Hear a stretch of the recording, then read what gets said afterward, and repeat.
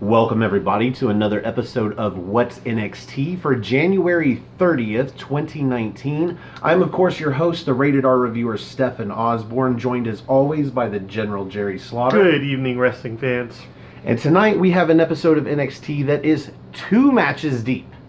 And it is, of course, the NXT that comes after a takeover.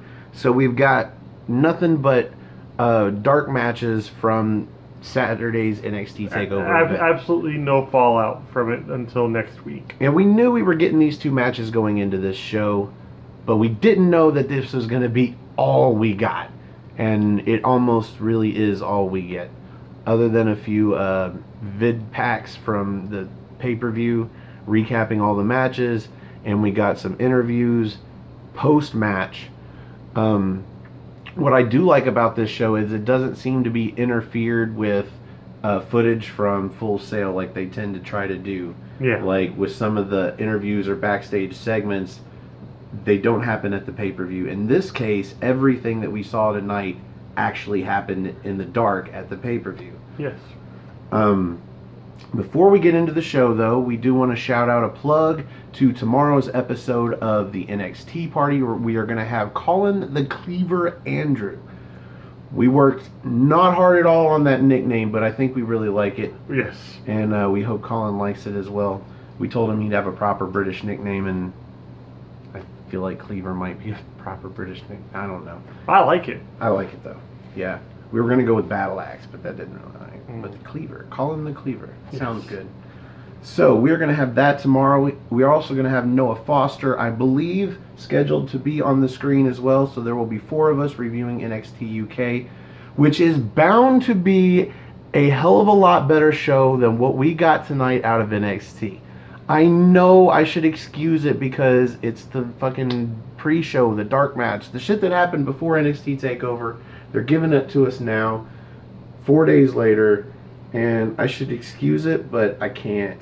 I can't, man. Well, what I found interesting is the fact that, yeah, now we realize that, like, the NXT audience actually got 3 tag matches in a row, like to start off their show. Dude, you could have 4 tag matches in a row. You could have 3 tag matches and then a 6-man tag. You could have any number of tag matches in a row if they're interesting and entertaining to watch. In this case, there was about 2 minutes in the middle of the first tag match. That's Io Shirai and Kairi Sane versus Jessamyn Duke and Marina Shafir. There's 2 or 3 minutes in there somewhere in that match that is worth watching. Other than that, not really. The main event, we've got the Forgotten Sons with Jackson Riker. So we've got Cutler Blake, and then the Street Profits. So we've got Dawkins and we've got Ford. And you'd think, right? You'd fucking think. But other than maybe the last 2 or 3 minutes of that match, the rest of the match was meh. Yep. all I heard on my left ear, I need a story. Give me a story. And somebody give me a story. So pretty much, that was it. We'll get to it. It's there. Yeah. It came.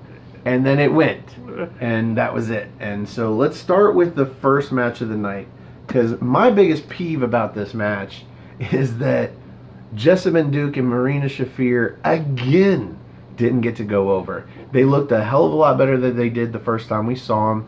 They actually showed some moves in there that look not passable. I don't want to say genuine, but they look genuine to them. Like they look like their own style, their own moveset. Other than that, they were jobbers. They were just there to kind of ground and pound, you know, get the cheap heel tag team advantage, and then ground and pound or rest hold on, who was it? Io was eating all of the... Yeah. So Kairi Sane ends up getting the hot tag and goes on a tear, and then, you know, what happens? Well, you were either going to have Jessamyn Duke and Marina Shafir lose their 2nd match in a row, making them 0-2, or you were going to have Io Shirai, who was the upcoming star of the year, and you've got Kairi Sane, who is both the female star of the year and also the overall superstar of the year. They lose. Yeah. So And then that just kills any kind of momentum or anything for them. But at the same time, they don't need momentum. At this point, Duke and Shafir need momentum. They need to be doing something because all they're doing right now is losing. You could say it's their first 2 matches, and they've got names, and they're going up against people that are really good. Because their first match was Io Shirai and who was it? Dakota Kai. Yeah. But you have to realize this. At this point, though, they're being lumped into the same category as Baszler and Rousey, and they're not even near that potential, or not nearly that ready to even be brought into the same name of those two. Especially with the whole four mixed martial arts horsewomen. So, I'm just saying though, if it's going to be that hard of a decision that you can't give them the win, then don't book the match in the first place. Pretty much. Because they're looking weaker by the minute. Maybe they're trying to get away from them going out there and beating other jobbers, but there are women in the division that they could go out there and defeat that it wouldn't look like they were just given the victory, being as green as they are. There are women that they could go out there and defeat, maybe Lacey Evans, yeah, and somebody else, maybe Lacey Evans and a jobber, yeah, something like that. But too late now for Lacey Evans. But there are women in the division that aren't jobbers that are more credible to defeat, is actually going to give you something off of that, as opposed to going against Io Shirai and Dakota Kai, or Io Shirai and Kairi Sane, and there's no way you can get that victory. I was about to say, the only other person I could actually think about that would actually put them over and actually make it look good probably would be Candice LeRae. My biggest question here is, why isn't Shayna Baszler out there with them, helping them get their victory, like they help her get her victories?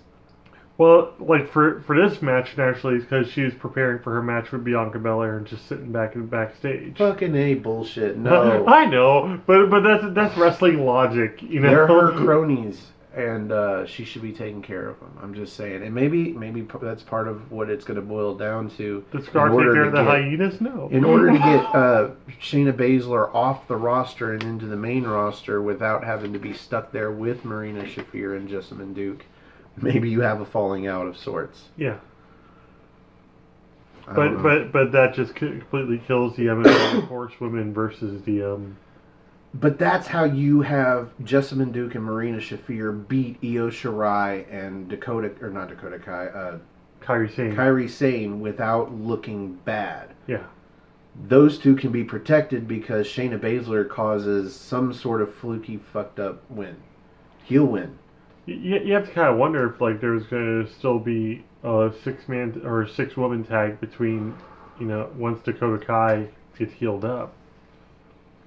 You could say that we went into this match jaded, thinking that nobody losing is a good idea. But I think if Io Shirai and Kairi Sane, I'm sorry, I had it right earlier. Yeah, you did. If those two took a loss here because Jessamine Duke or Marina Shafir pulled out something legal that just catches them off guard, fruit roll-up, some sort of funky fruit roll-up. Just a quick botch, like maybe a slip off the turnbuckle or something that they capitalize on. Yeah, takes nothing away from them, and it doesn't give Shafir and Duke 0 and 2. Yeah. Because these two don't need that. No, they don't. So anyway, they need to look good because Shayna Baszler and Ronda Rousey already look good. Yeah. Baszler looks way better than Rousey. And that's why I'm like, she's ready for the main roster. She really is ready for the main roster. Well, Baszler's been doing this a little bit longer than Rousey has too. So that's the thing. Like, I'm gonna lay off on Ronda Rousey a little bit because she's actually been doing better. But at the same time, I don't think she's I don't think she's still up to the caliber where she's like the best female wrestler in the world. Okay, so there are a few spots in this match, despite my jaded anger towards it, that I want to point out. Because, like I said, Shafir and Duke look like they actually have come into their own a little bit more since their previous match. They hit this tag team move where Shafir has got somebody. up in a fireman's carry. She goes for like an It was AA, Sharai. but she holds on. And then Duke kicks her in the gut. Our critique, and his answer was best. Needs a different follow up to the setup, and he said an axe kick. And out of Jessamine Duke, an axe kick would look amazing because she is super tall and her legs are super long. Just have her connect with her hand, like with the kick, or maybe just grab onto it at one point, or grab onto her foot and just bring it back down. So if anybody out there in NXT is watching this, just casually mention to Jessamine Duke maybe she should do a really tall axe kick. It would just look that much more effective. It really would. And then, so they're working on Io. Shafir's got a dragon sleeper on Io, who walks up the turnbuckle in the corner and into a sliced bread. And her version, I guess, of a sliced bread number, what would it be now? Number 6? Yeah. Sliced bread number 6. We are up to 6. We get the hot tag to Kairi Sane, who catches an interceptor. Slides into the corner with the forearm. I can't remember what the fuck they call that. I'm sure it has something to do with a ship. And then we get Io come in with an assisted elbow drop and then runs out to the outside to do a suicide dive onto Duke. And then leave Shafir in there to be elbow drop from the top. Yeah, with the insane elbow drop. That I have not been high on this move since the second time I saw Kairi Sane in a match. It was the Mae Young Classic round 2, and she hit the elbow drop, let's just say not square. She hit her like in the legs or some shit. But of course, they're still going They sold it like crazy. And she won the match with that shit, and I'm like, should have kicked out and then redone the spot. But, like, it didn't sell me on that or anything after that, because I'm just like, as much hype and as much as she plays to the crowd before she does that move, to fucking land it that far off was just like, I'm done. I'm about to say, with me, the whole match was just kind of a buzzkill because of that, because of Duke and Shafir losing. I wanted them to win. I tell you what my favorite part of this match was. Io Shirai comes over to the corner to, like, take Jessamine Duke out from being able to interfere. Drop kicks her in the head, dude, right to the top of her fucking skull. Yes. Just poof, knocks her to the floor. Damn near a basement drop kick. Jesus. That looked like it really fucking hurt. Maybe first floor. Not a basement, maybe first floor. So Io Shirai and Kairi Sane win, and Duke and Shafir get a second loss in a row, and I don't like this. But what can you do? Thank God it wasn't the main event. That's my mentality about it.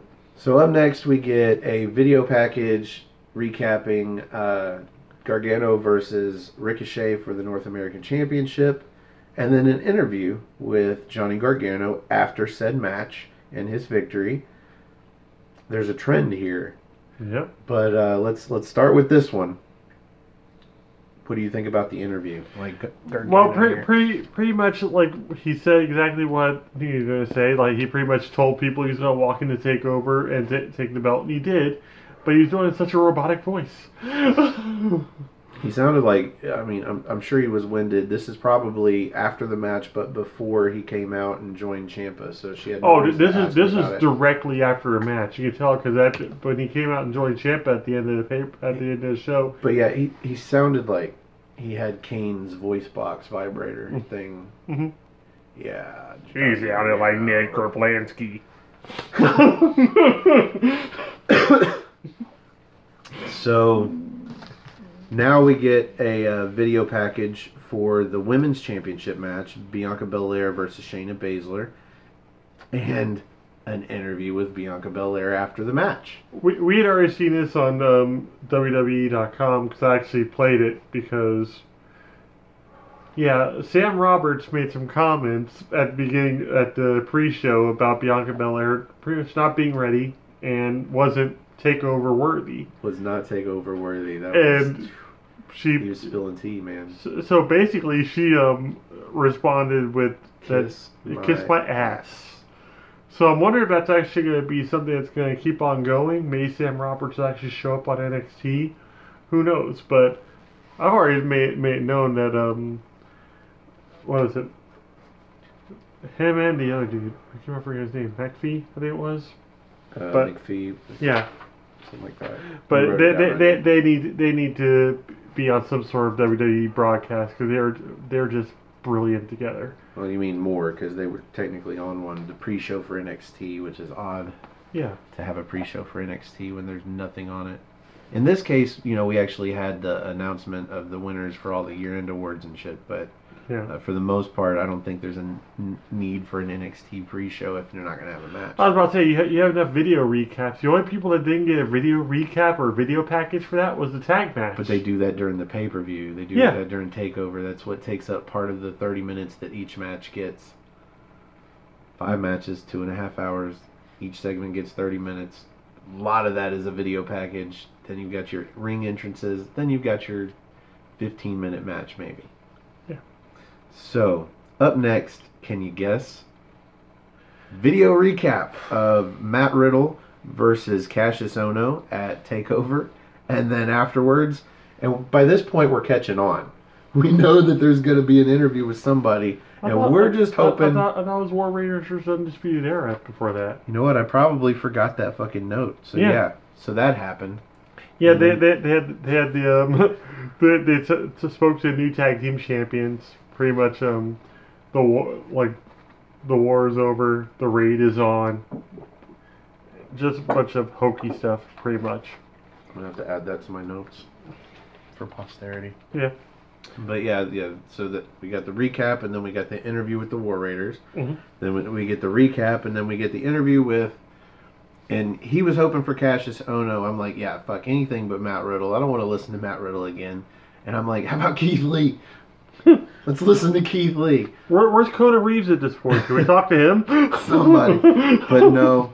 Yeah, it's Matt Riddle. And I guess this is pre-match, so he's like worn out and I'm out of breath, but he sounds just so fucking dumb. He sounds dumber than usual. I mean, God. I mean, I get the shtick. I get it. But there comes a point where just that dumb sound of the way he talks, just like... And I really hope he doesn't talk like that in real life. The real riddle of this is what the big deal is about him. Yeah. So I guess it annoys me so much that it's a turn off, and it's a go away turn off. Mm-hmm. Not the good kind like Ciampa. So finally, we are into a different kind of recap. Better than nothing. So this is recapping the brawl that happened after TakeOver went off the air.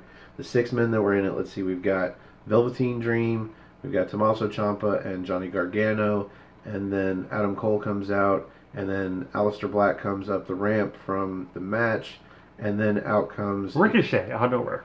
Yeah.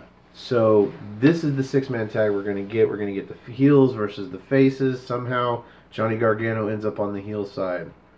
But he's a good guy. He's the hero. He's Ciampa's buddy. Fucking delusional and full of shit. So and awesome. So we get the return of DIY, sort of.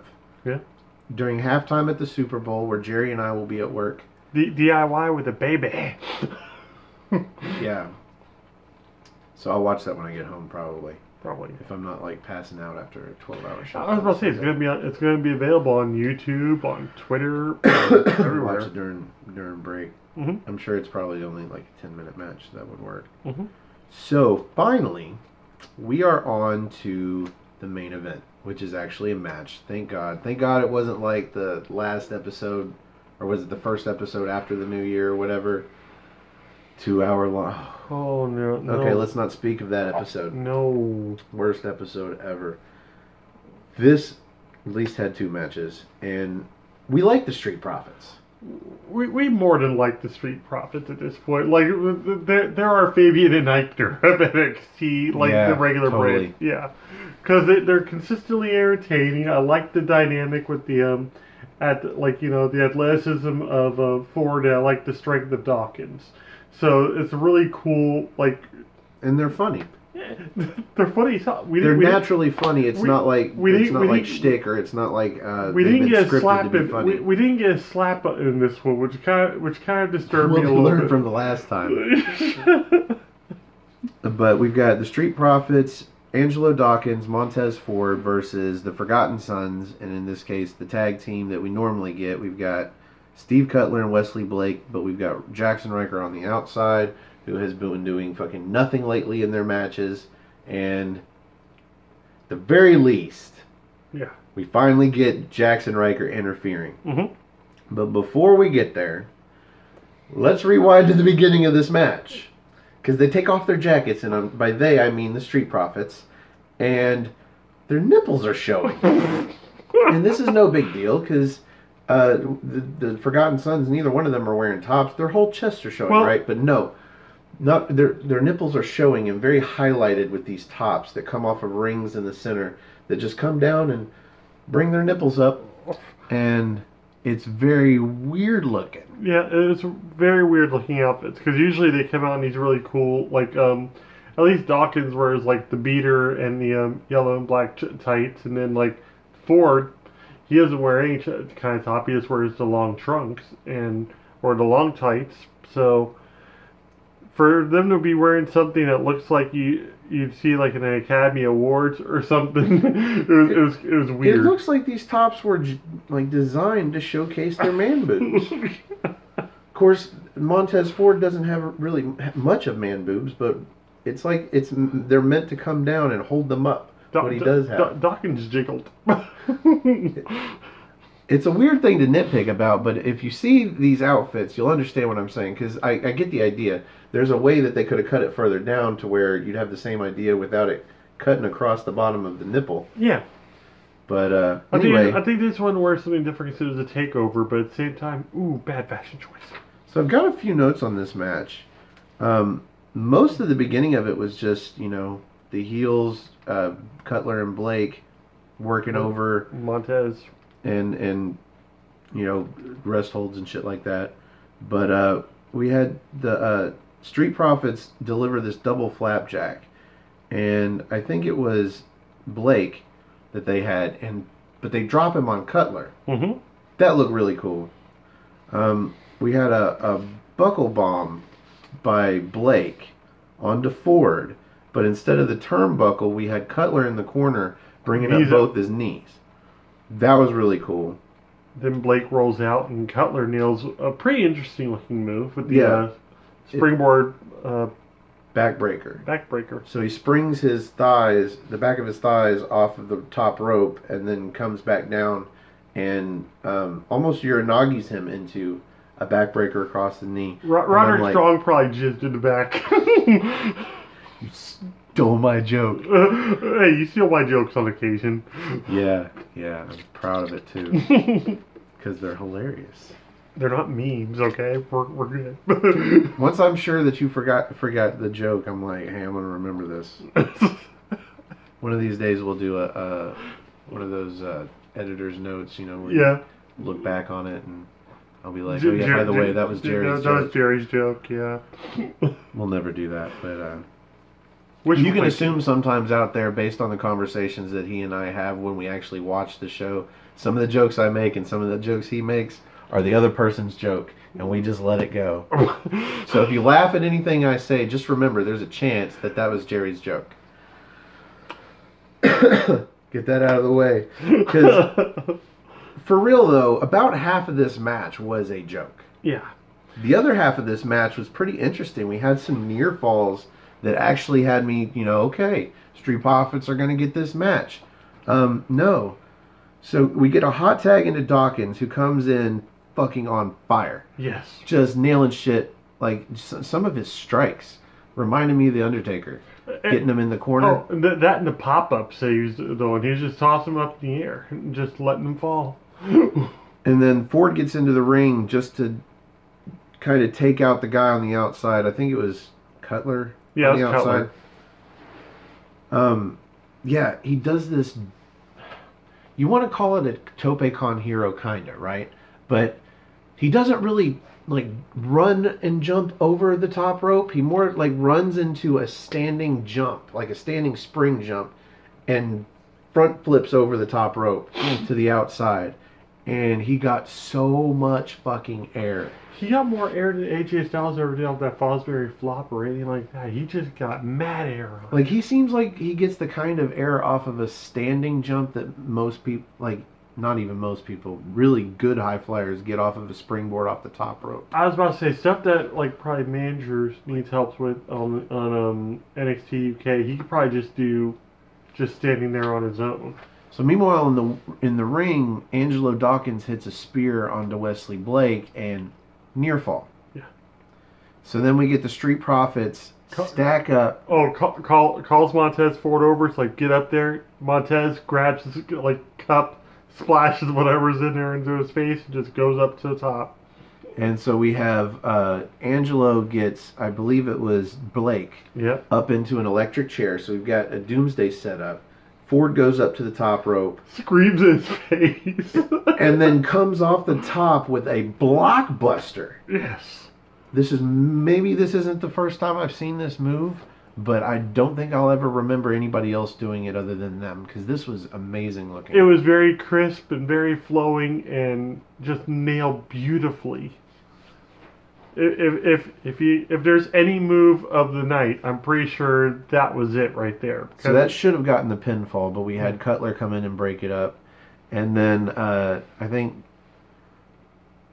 Dawkins and Ford are in the corner. I guess Dawkins just got the tag. But then on the outside, Cutler pulls at Dawkins' ankles, pulls him out of the ring. And Ford goes to, I guess he was going to do a suicide dive onto Cutler. So he runs to the opposite ropes. Well, finally, Jackson Riker does fucking something.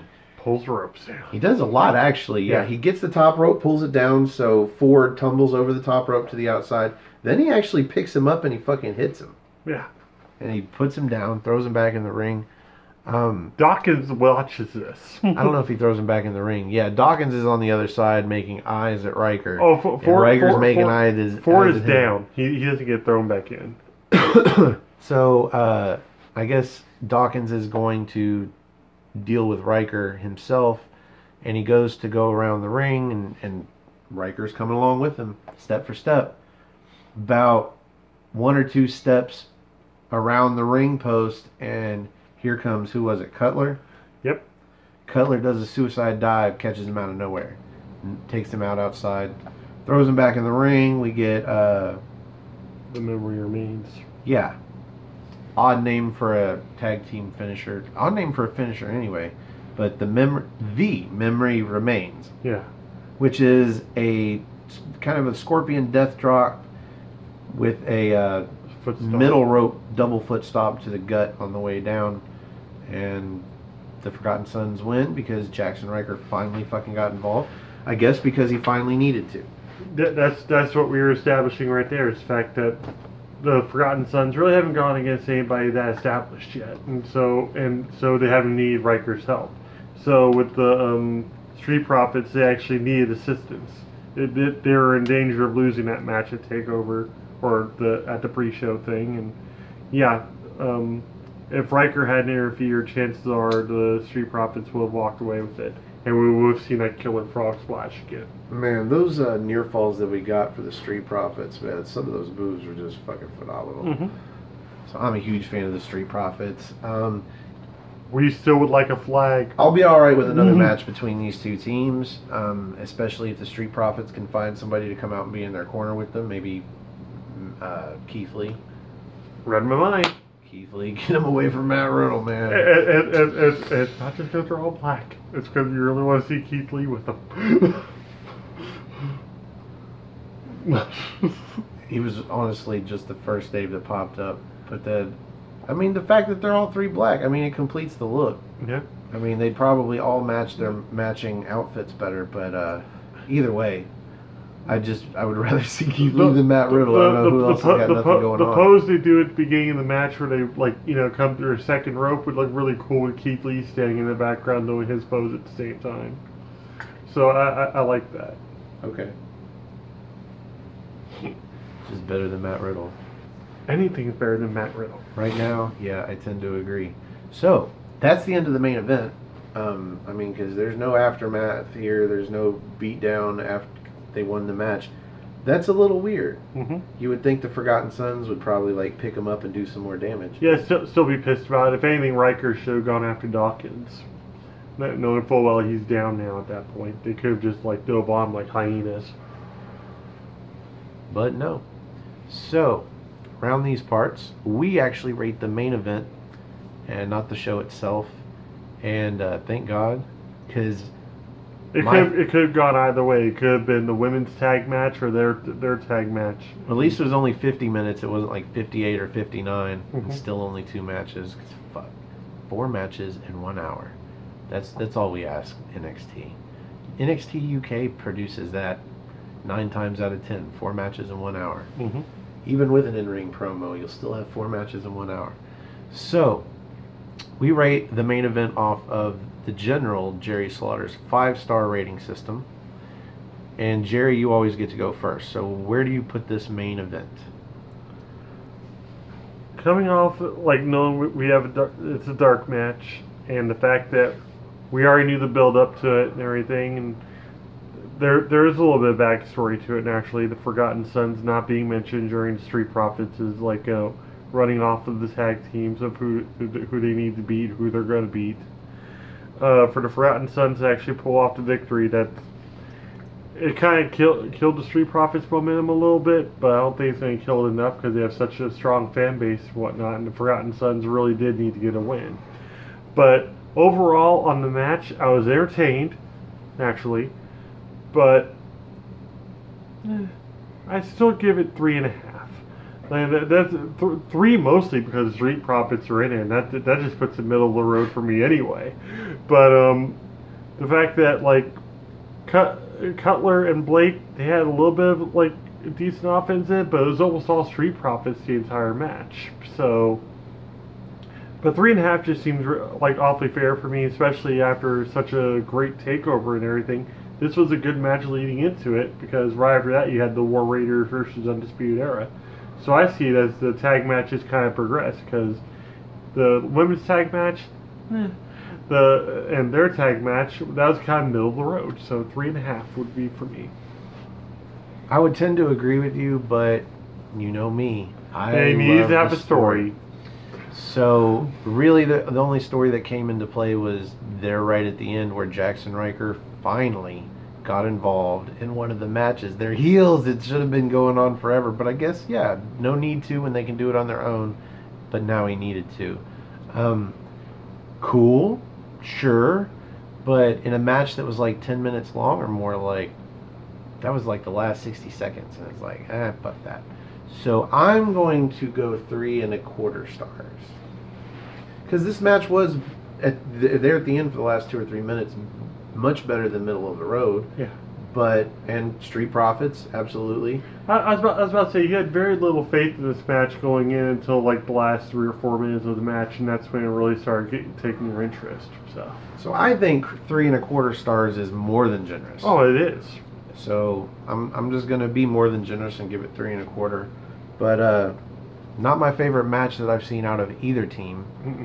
However, that Doomsday Blockbuster might be the favorite move that I've seen out of the Street Profits yet. That is a tag team finisher and a half right there. So that brings us to the end of this episode of What's NXT, and we want to remind you that tomorrow you can check us out for the NXT party where we will be reviewing NXT UK episode, I believe, number 28. 28. So if you'd like to be up here on the big screen where this infinite version of us going back all of our episodes, if you could actually go that far back into the pixels, that's actually got all of our episodes of What's NXT. So I think that's pretty cool. It's neat. But if you'd like to replace that with your big mug and review an episode of NXT UK with us, tomorrow we will be having, as we said before, Colin Andrew, the Cleaver. Yeah. He will be with us tomorrow, but if you'd like to be on the big screen, if I haven't said it enough times, you can find me on... Big screen. I actually have a bigger one. I'm thinking about switching them out. Anyway, you can find me on Twitter. Go to nodehue.com/Stefan. That's Stefan. Or if you just want to go to Twitter and find me, it's at Stefan R. Osborne, OSBORNE. As always, the R stands for restricted. There's a reason for that. And you can also find this gentleman on Twitter at No DQ General, and also on my Facebook group Armbar, all capital ARMBAR exclamation point. Find Stefan or I, or any other member of No DQ Galaxy at this point, because I've just about got everybody in there except for Virtue. But like, just join up. We have wrestling discussions and everything else. So. Well, speaking of joining things, if you like our video, hit the like button. It's right underneath me. If you like all of our videos, hit the subscribe button. It's right underneath Jerry. And if you want to get these videos early, they usually go up really late in the night before Thursday when this video comes out, or Thursday night, early Friday morning before it comes out sometime on Friday for the NXT party. You can subscribe to my channel, or our channel really. It's Aftermatch Wrestling. Aftermatch is all one word, AFTERMATCH Wrestling. And as I've said before, if we get up to 100 subscribers, I think we're going to start doing these videos live. Saves me a lot of trouble. And $10 every 3 months on a video editor. So I just don't want to go live at the hours that we have to record this, knowing nobody's going to fucking watch anyway. And also, if you have any questions for us or ways that, we could possibly make the show any better, or, more pleasant for you, just comments down below, bro. Let us know. Yeah, also comment down below if you'd like to be on an episode of NXT Party, but you don't have Twitter, or you don't have Facebook or any of that. Chris Mace, I talked to via email. Like just regular old school email, and that's how we got him on the show. Like, whatever works for you, I'll figure it out. And then schedule-wise, we can figure it out together. So, for the General Jerry Slaughter, I am, of course, the Wizard of No DQ, Stefan Osborne, and we will see you NXT time.